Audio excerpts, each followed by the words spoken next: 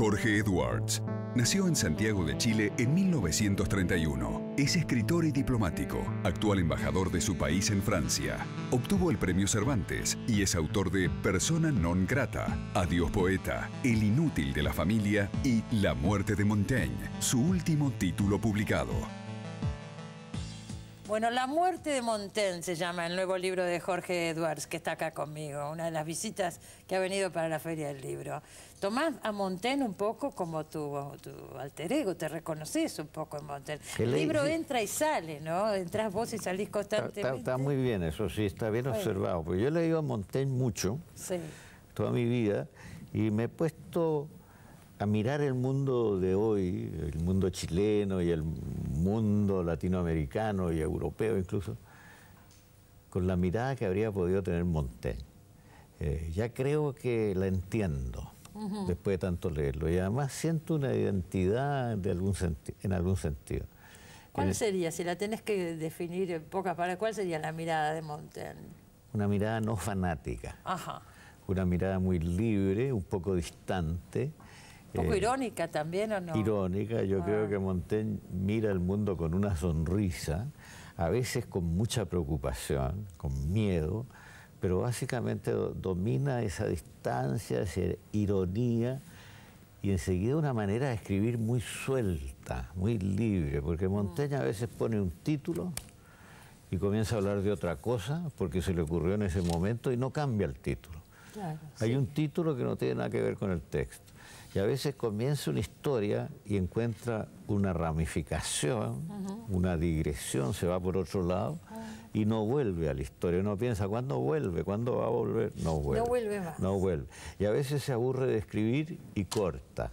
Entonces produce un final brusco. Pero lo que es básico es que la escritura siempre tiene chispa, tiene gracia, tiene mucho ritmo. Es una escritura muy musical. Y eso a mí me interesa mucho como escritor también. ¿Quién leerá hoy a Montaigne, digo? Fuera de mí, poca. Poca gente. Pero resulta que ya hay alguna lectura de este libro. Y entonces muchos me han dicho, ahora me voy a poner a leer a Montaigne. Claro, te dan ganas de leer a Montaigne. Bueno, se dice que es el padre del ensayo, Montaigne. El padre del ensayo, el inventor. El género del ensayo. Sí, pero no solo eso, te quiero decir que me acercó un señor en Madrid que me dijo, yo he leído toda mi vida a Montaigne y no sé nada de usted, pero ahora voy a leer a Jorge Edwards. Así que también se ha producido al revés. Por Montaigne también se puede llegar a Jorge. Se puede llegar a mí, ¿te fijas tú? Y es el padre del ensayo, sí, porque Montaigne leía mucho a los clásicos, ¿no? A los latinos y a los griegos, y se sentía muy afín con Séneca, que es un ensayista maravilloso, y con algunos más, ¿no? Ahora, vos lo tomás en sus últimos años. Sí, lo tomo en los últimos años. Ojo que los últimos años en esa época eran 50 y pico, ¿no? Es que él a los 55 años, que era la vejez para él, porque tenía una cantidad de males pequeños, que tenía gota, tenía cálculos biliares y tenía cosas de esas, ¿no? Que hoy día se curan con facilidad o se tratan bien, en ese tiempo no. Está un poco irritado.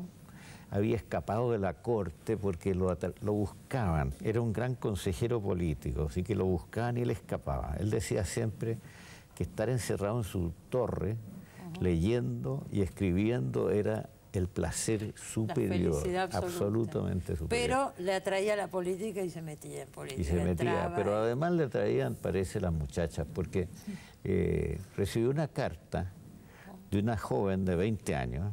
Él tenía 55. Él tenía 55, y la joven le dice que había leído sus ensayos y que había quedado traspuesta con esa expresión. Y le pide que la tome a ella como hija de elección. Y lo invita a conocerla, acompañada de su madre, así muy castamente, ¿no? Y él fue. El viejo era curioso, fue, estuvo conversando con ella, con su mamá, lo invitaron a la casa de campo que tenían en una región que se llama Picardía, en el norte de París, en el noreste de París. Partió a Picardía, el nombre no deja de ser interesante. Partió a Picardía, dijo que iba a ir por un fin de semana y se quedó 6 meses. 6 meses. Claro, era un hombre muy abierto en su vida, digamos, le gustaba estar disponible. Era casado, bien casado, con una señora de la región. tuvo un buen matrimonio, pero él escribió, en alguna parte escribió que a juicio de él, el matrimonio es una cosa y el erotismo otra. ¿Ves? Ahora, no hay pruebas de que haya habido una relación erótica No hay con esta ninguna, chica, no hay pero prueba a ninguna. partir de ahí el novelista Jorge Edwards Claro, introduce la ahí ficción. entra la ficción. Claro. O sea, cuando no se conoce la historia de un Claro. personaje, Sí. es ideal para hacer ficción. Claro. Porque si se conoce todo, ¿qué vas a decir tú? ¿Qué vas a inventar? No, nada, tú tienes que contar lo que se sabe. Ah. Pero cuando hay grandes vacíos, como en este caso, Ah. es muy atractivo para un novelista. Sí, tan atractivo porque ya decía que el personaje, el narrador, personaje, el escritor, entra y sale del libro constantemente. Cada episodio de Montaigne le da para alguna reflexión personal, ¿no? Sí. Inclusive decís que admirás esa cosa de Montaigne que se encierra en sus años maduros a escribir, a leer y hasta poder tener un romance juvenil, una cosa así también. Dejás esa puerta abierta en el Por libro. supuesto, He por leído. supuesto. ¿Cómo no? Por supuesto. Ahora, bueno, Montaigne es el inventor del género, Sí, pero ese género consiste en reflexionar sobre algo y narrar. claro, Eso sería una novela hoy día. claro. Ese género del ensayo de Montaigne sería hoy día novela. Hoy sería novela. Con la apertura que tiene el género de hoy y con las libertades que tiene, es novela. Claro. Montaigne dice una cosa que me parece muy bonita, porque dice, advierte al lector, mire usted, yo escribo ensayos, Sí. no escribo resultados. Claro, ¿Ah? pruebas. O sería sea, ensayo, pruebas. que él no escribe una cosa cerrada, Claro, claro, estructurada y cerrada, no, escribe algo deja libre, ir. reflexivo, y usted se va por un lado, usted puede irse por el otro y puede interpretarlo como dé la gana. Y además le dice al lector en una parte, mire, el tema principal de mi escritura soy yo, así que si a usted no le interesa, deje el libro a un lado y tan contentos Claro, todos. claro. Si no le interesó yo, porque en definitiva es eso. Ahora, vos sos novelista, pero también te interesa mucho el ensayo y tenés varios libros de ensayo. Y yo he escrito memorialismo y ensayo. Memorialismo, le decís. Memorialismo, he escrito, por ejemplo, Persona non grata es una memoria de amistad de 3 meses solamente en Cuba. En Cuba. 3 meses y ese libro que es de los años 70 se recuerda constantemente, o sea, Sí, hasta se lee. se lee. De Yo creo que repente sí, Persona non grata. generaciones jóvenes que no saben nada de eso, de repente lo leen, ¿ves? Yo voy a decir someramente, hay otro que es Adiós Poeta, donde recordás tu relación con Neruda. con Pablo Neruda, Sí. que creo que ganó el premio Tusquets ese libro. ¿no es Sí, cierto? pero quiero reescribir algunas cosas, porque Sí. creo que me autocensuré mucho. Vos decís, Sí, así que quiero hacer una versión más contando algunas más, cosas que no contaste. más libre y más de fondo de ese libro. Esta cosa que hablábamos de Montaigne, de su libertad y de entrar y salir, objetar lo que no le gusta en la política, apoyar lo que sí le gusta, vos te sentís representado por ese personaje y es un poco el tuyo en la vida. Sí, Vos sos una sí. persona que en los años, cuando asume Allende, viajaste a Cuba. Sí. Yo era diplomático sí. y me mandaron a abrir la embajada chilena en La Habana. Sí. Pero por desgracia yo también ya había escrito y ya tenía muchos amigos en la vida literaria. Y yo vi a Fidel Castro la primera noche de mi llegada a Cuba, entre las 2 de la mañana y las 5 de la mañana, lo cual fue una conversación corta tratándose... Sí, me cuentan que a veces duran 7 Sí. horas, 8 Esto horas. solo duró esos 3 encuentros. horas Sí. entre las 2 y las 5, 5 y media, 3 horas y media. Sí. Pero al día siguiente, a las 12 del día, en mi hotel, que era un sábado, llegaron los poetas a tomar daiquiri y esas cosas y a hablar mal de todo el mundo, incluyendo a Fidel Castro. Entonces era una situación muy, muy contradictoria, muy fascinante al comienzo, pero peligrosa, y eso se empezó a notar gradualmente. Yo salí, nadie me declaró persona non grata. No, esto es una metáfora, Claro. es un título Sí, sí, literario. Pero me dijeron claramente que era mejor que me fuera, eso sí, no me forzaron a irme. Y el gobierno chileno me sacó y me trasladó a París, Donde estaba Neruda embajador. donde estaba fue el Neruda de embajador. Allende. No le gustó nada esto a Fidel Castro porque dijo esto, mandar a una persona a París no es ningún castigo. Ah, claro. No es ningún castigo. Y ahora vuelvo a estar castigado en París. Sí, Fíjate, bueno, qué ahora cosa. sos embajador Ahora en soy París. embajador yo. Y no tengo un Jorge Eduard que me haga todo, ¿eh? No, Como tenía Neruda. no, No. no. Así que ahí estoy. Tendrías que buscar algún admirador, algún escritor joven, diplomático. Alguna joven admiradora diplomática. Como la de Montaigne. Como la de Montaigne. Bueno, pero te quería decir eso. Vos fuiste nombrado, vos tradicionalmente estuviste con Allende, por supuesto, antipinochetista, todo eso está muy claro. Siempre apoyaste la Concertación en Chile. Sí. Y ahora aceptaste ser ministro de... ¿Sabes tú por qué? Porque embajador de Piñera, y yo sé que eso en Chile mucha gente te criticó. Sí. Y yo te digo, te consideras una persona muy libre, pero a veces son cosas que impactan un poco. Una persona que siempre votó a la izquierda. No. Yo escribí un artículo en mi columna semanal diciendo que a mi juicio la Concertación estaba desgastada, estaba deteriorada, y lo podría demostrar, pero no quiero dar la lata, ¿no? No das la lata, es un tema que acá hemos seguido de cerca y enseguida yo opinaba que si solo podía gobernar un sector del país y no el otro, eso era el PRI. ¿Vos crees en la alternancia? Yo creo en la alternancia profundamente, creo que es esencial en la democracia. Y dije, esta vez, por determinadas razones, voy a votar por el otro lado.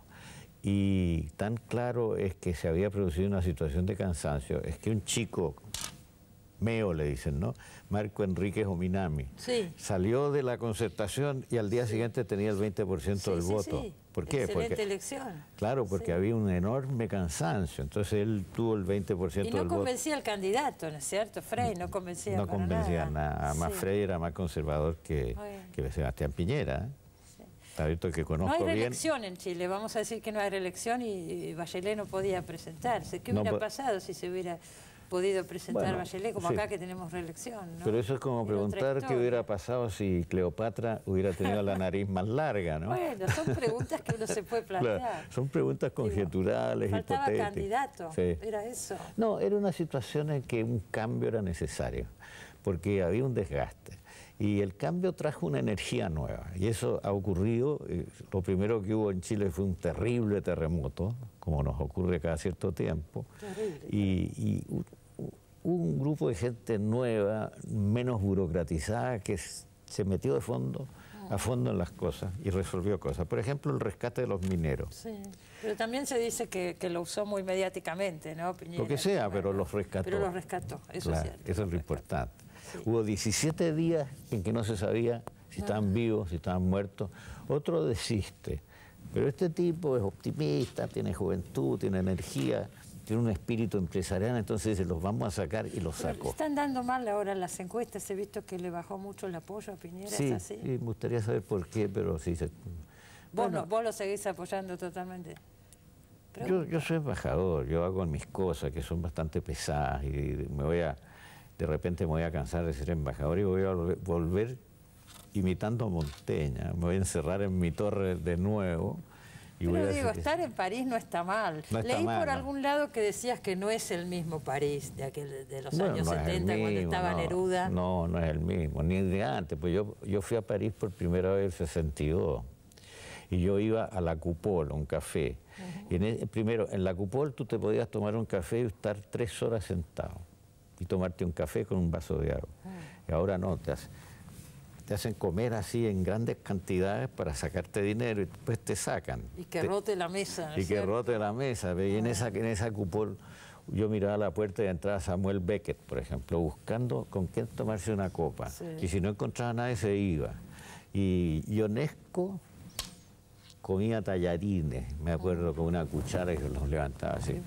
Eso se acabó, claro, ese París se acabó. Ese París se acabó, ese mundo se acabó. Señores, vamos a hacer un pequeño corte y enseguida volvemos, vamos a charlar un bloque más con Jorge Edwards. No se vayan. El rol de los escritores, pensaba con todo esto que decías, después Sartre, ¿no? Ese rol de los escritores que eran como referentes sociales, políticos, también se acabó. También se acabó. También se acabó. Sartre estaba siempre sentado por ahí. ¿Tenés nostalgia de eso o no? ¿Tenés nostalgia de eso o no? Pues vos sos de la época de la generación de Fuentes, de García Márquez, del mismo Vargas Llosa, Cortázar. La Guerra Fría era una guerra muy complicada, era muy sectaria. Y si no estabas con un lado, estabas condenado, y había una cantidad de prejuicios, de mitos, de leyendas. Por ejemplo, Gabriel Infante, que era amigo mío, salió de Cuba y fue un apestado. Totalmente. Durante muchos años, porque se había ido de Cuba, ¿te fijas? Así que el mundo quizá hoy día es más complicado, pero tiene un lado también más libre, a mi juicio. La Guerra Fría te encorsetaba, te clasificaba y te condenaba. Yo fui condenado después de escribir Persona non grata durante un buen rato. Te condenaban a ser no persona, porque no te nombraban más. No existías, ¿no? Dejabas de existir. Ajá. Sí. Entonces uno resucitaba, claro. Claro, pero mientras tanto... Pero había que tener buena salud. Saber que uno iba a sobrevivir a, había que tener esas etapas. Sí. Si vos pensás en el recorrido de cada uno, además tan diferente, entre García Márquez, que sigue en la izquierda, Vargas Llosa... ¿Tú crees que García Márquez sigue en la izquierda? ¿No? Yo creo que no. Yo creo que García Márquez sigue en García Márquez, que no es lo mismo. A ver, contá, sí. Sí, pues no es lo mismo. García Márquez no es un teórico político, en primer lugar. Le gusta el poder, le gusta ser amigo de gobernantes, pero es amigo de Fidel Castro y también era amigo de Pastrana y de los de la derecha colombiana, ¿no? Solo que cuando llegaba un fotógrafo, el presidente conservador le decía al Gavito, oye, escóndete porque esta foto no te conviene, si era así. Era muy amigo también de Bill Clinton, me acuerdo, ¿no es cierto? Claro, era amigo de todo el mundo, sí. Lo que pasa es que es buen escritor y que tiene es un tipo de una fantasía extraordinaria. Y una fantasía maravillosa. Excelente, maravilloso. Pero yo no lo definiría como hombre de izquierda, ni a Neruda tampoco. ¿Vos decís que no? No. Pero bueno, Neruda apoyó al Partido Comunista, tiene toda una historia, ¿no? Sí, pero toda su vida. Pero al final, si tú lees su poesía con atención, en todo el final, es una poesía muy dubitativa. Dice, yo no me quedo con una mitad de la manzana de la creación. Dice, he escrito tantos versos sobre el 1 de mayo que a partir de ahora solo escribiré sobre el día 2 de ese mes. Está diciéndolo todo, ¿no? Sí, esos son los últimos, la última etapa. Claro, por supuesto, el poema crítico. No quiero, dice, ni la mentira ancestral, la vieja mentira conservadora, ni la revolución idolatrada. Tampoco quiere que la revolución sea un ídolo. Sí, está clarísimo. Bueno, son deseos de libertad muy claros, ¿no? Neruda tal vez... Pero él era disciplinado, se mantuvo en el partido y me lo comentó muchas veces. No, yo no me puedo salir porque para que me aprovechen Mercurio, me decía, o me aprovechen Norteamérica. Tenía muy claro su rol. Tenía muy claro su rol. Tenía muy claro su rol. Por ahí, si nosotros decimos cuál fue tu padre literario chileno, es Neruda, ¿no? La persona que más te marcó, digo, literariamente. No, literariamente no me marcó nada. No, al contrario. Digamos, yo soy un escritor completamente diferente a Neruda. No, eso está claro. Totalmente, pero nunca tuve esa cosa que tiene Neruda de gran abundancia, retórica. Yo era lo más diferente de eso. Nada. Lo que pasa es que era un gran amigo, porque Neruda era un tipo sobre todo en privado, era un tipo fantástico y era un conversador maravilloso y era muy divertido y tenía un gran humor y congeniamos muy bien. Pero él sabía que yo era un escritor diferente, yo no venía de canto general, digamos.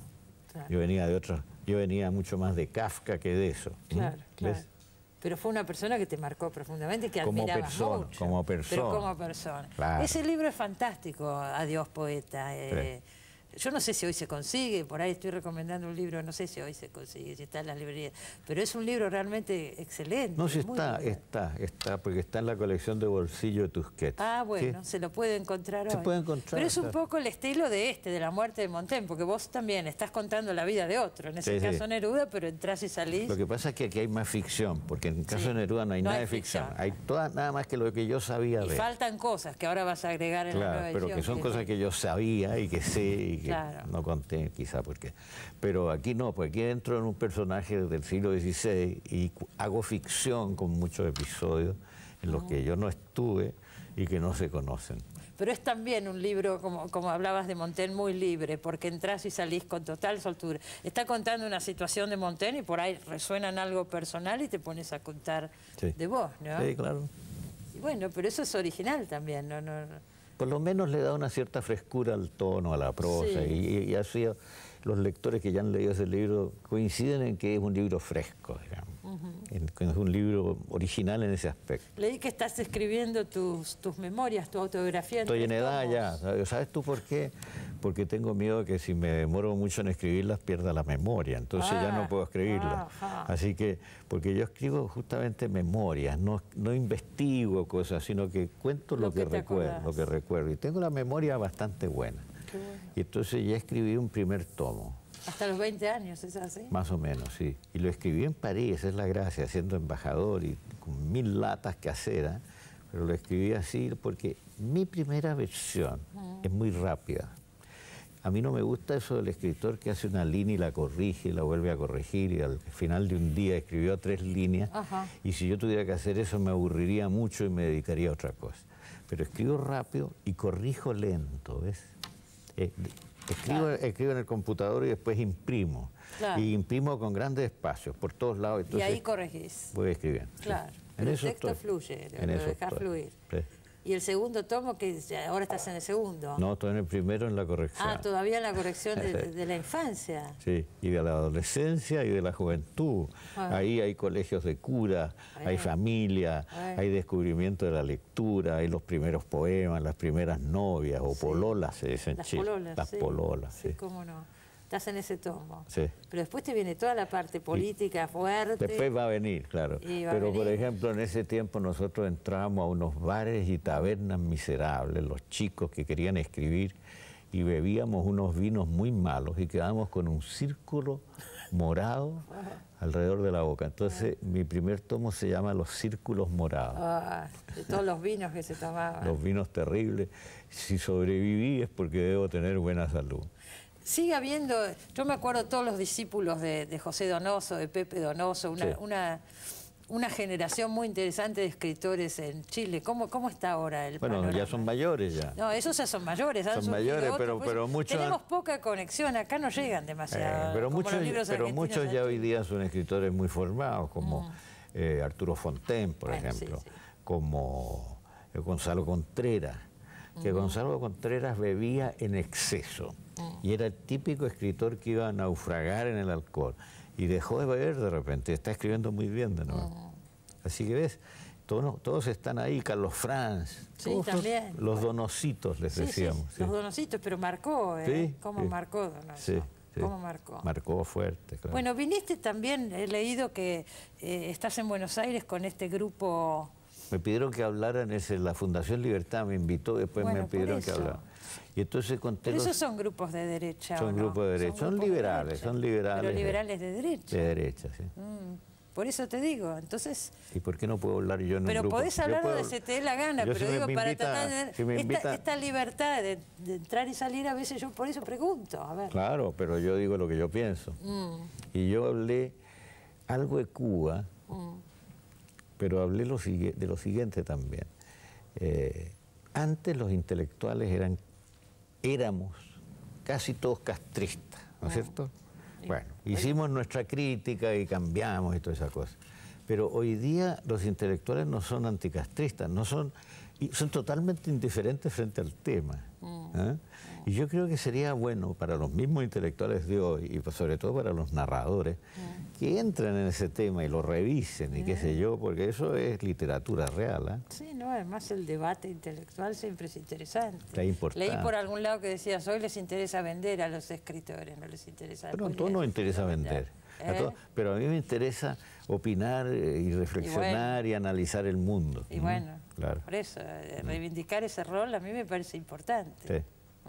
Y que vuelva a haber un poco de debate. En la Argentina hay debate en este momento. Bueno, está bien. Sí. A veces es un poco fuerte el debate, pero hay...